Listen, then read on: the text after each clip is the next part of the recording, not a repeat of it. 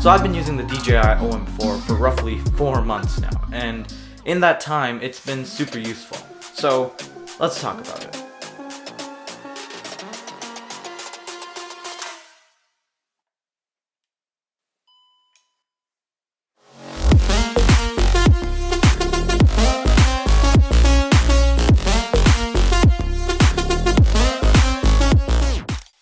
So let's start off with the design.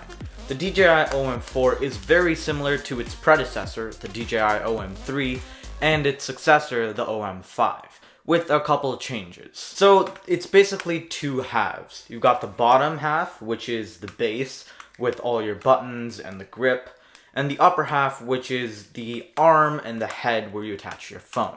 So the main design change that the OM4 has over the OM3 is this, the magnetic clip, which is how you attach your phone. On the OM3, this clip is built directly into the head, and in the OM5, the design change is that between the grip and this swiveling base right here, there's a telescoping arm. Now with the OM4, you have the option of this magnetic clip, or you can get the magnetic ring holder, which comes included, that you can just stick directly onto the back of your phone and never have to take off. Although I still do prefer this so that I don't have to sacrifice wireless charging on my phone and keep up with that sort of uneven bulkiness. So on the gimbal, there's a couple buttons and controls.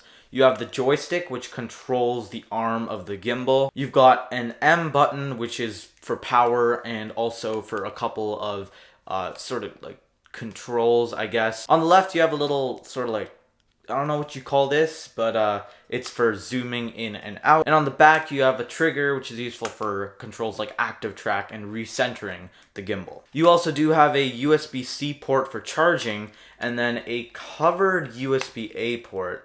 I don't know why they didn't cover the USB-C port. I think that the USB-A port might be to like power something maybe. But I wonder why they didn't just cover both of the ports, which could have helped maybe with like water resistance and stuff. On the bottom, you do also have a little part where you can loop around the included wristband. And on the bottom, you have a 1/4-inch connector so that you can put this on a tripod or attach other accessories. So now let's move on to the features and the using experience.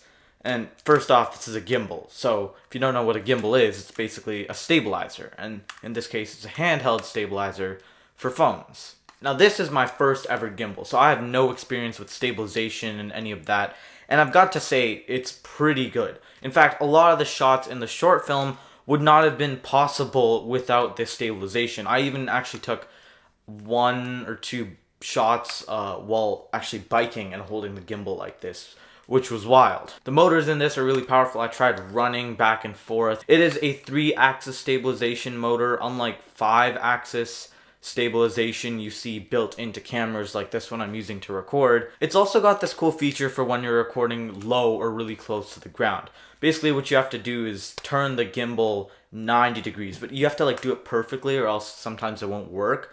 So you have to like keep the same profile this way and do 90 degrees. If you like do that or something, it won't really detect it. But this has also helped with some shots in the short film where I have to get really close to the ground. You can't really put the gimbal like this and then turn this up. That doesn't work so much. That's also useful in other cases where I'm quickly going up and down with the gimbal. Next is active track, which I'm not gonna lie, I thought it was really cool and I expected to use it more. It's not exactly a gimmick, but it's not really a feature that I use all that much. In fact, I think I used it maybe once in the entire movie. It is a cool feature and it does unlock a couple of cool like software tricks in the DJI Mimo app, such as the dolly zoom. But overall, using this has been a joy, and I especially love the pocketable size. You've got like sort of things here to help you line it up properly when you fold it down.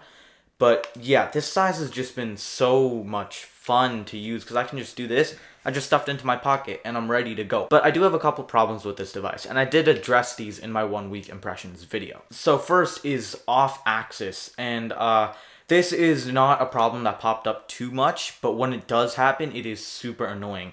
Basically what happens is, even when you put your phone on the gimbal head, and even when you've lined up the clips properly like it helps you with in the app, sometimes it'll just naturally be a bit off axis. You'll notice your phone tilting a bit to the left or the right.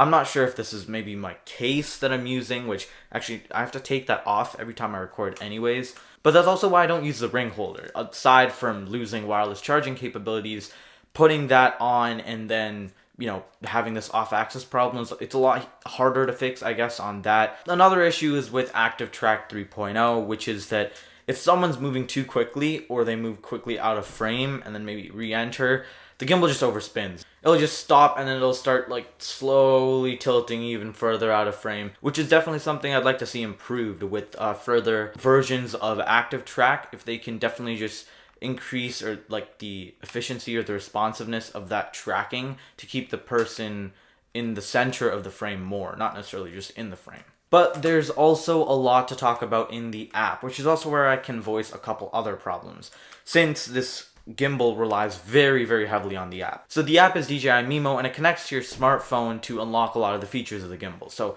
while you can still use like the panning and stuff like that without the app, and you know, even some of the controls will work, like triple tapping the M button to put into standby mode and changing orientation, you will need it for stuff like Active Track or to like customize the movement of the joystick, stuff like that. But it does suck that you can't use the app without, or rather the camera within the app without the gimbal connected, because the camera actually has some pretty cool features. You can literally manually adjust a bunch of stuff in the camera within the app. Stuff like the vertigo effect or the dolly zoom actually uses Active Track, so it keeps a subject within the frame and then it tells you to move back or move in while it automatically zooms in or zooms out on the subject to keep them at the exact same place within the frame. It's not something that you'd get out of real camera, but it is a cool little software trick that DJI did add in their app. Now the app does have a couple problems. One of them was that it keeps on defaulting sometimes to 720p when I close and then reopen the app. And actually when I was shooting the short film,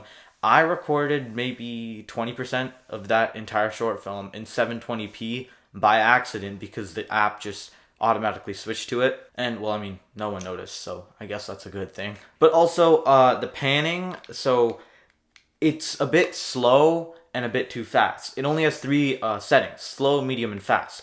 Slow and medium are too slow, and then fast is too fast. So maybe more control in that area, and maybe just more controls overall for the gimbal would be really cool. And last but not least, battery life is amazing on this thing. It's rated at 15 hours, which I thought was a bit low, but it's a lot better than you think. Now, I didn't shoot the entirety of the film using the gimbal. I only shot from about the 10 years later part with the gimbal, and I might have charged it once before that. Like, I got it, I used it a bit, and then I charged it once, and I didn't charge it until 2 months later, and by then we were already done shooting the film. Now, it does vary depending on your usage, but for me, this battery life is amazing. I think I've only ever charged it twice in the entire 4 months that I've used it. Now, lastly, the price and the verdict. So it costs $130 US, which is not cheap.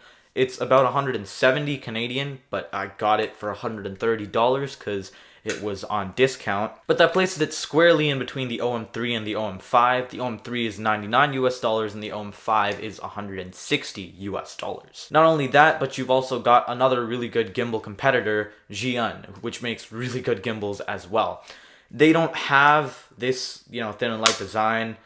Their products, I think, are a lot more chunky than this. And to be honest, I'm not really sure if this is worth it or not, because if you really want to get a smaller gimbal with this magnetic clip, if you value this, because the good thing about the magnetic clip and the ring holder is that you can just keep that on your phone. Like, you can even just keep this on your phone, and whenever you want to use the gimbal, you just slap it on and you're ready to go, rather than having to clamp it with those chunky clamps. But then again, the DJI OM5 does that, and it also has a telescoping rod here in between the base grip and the swiveling base that's connected to the arm. So I guess if you want an OM3, but you're willing to pay $30 more for this magnetic clip stuff, and you don't really need the telescoping arm of the OM5, then go ahead, go for this. But I would definitely recommend checking out Gimbal's line as well. From what I've seen in a lot of reviews, they're amazing, although they're just really chunky around this area, which is for sure. But anyways, thank you so much for watching. Thank you so much for being here. If you haven't watched the movie yet, definitely go check it out. I'll leave a card to it here, or like, you know, the end screen stuff here. I'm kind of excited for the DJI OM6. I want to see what they bring out with that. But anyways, I need to go and use this to record a school assignment now. So thank you so much for watching, and that's pretty much it for me.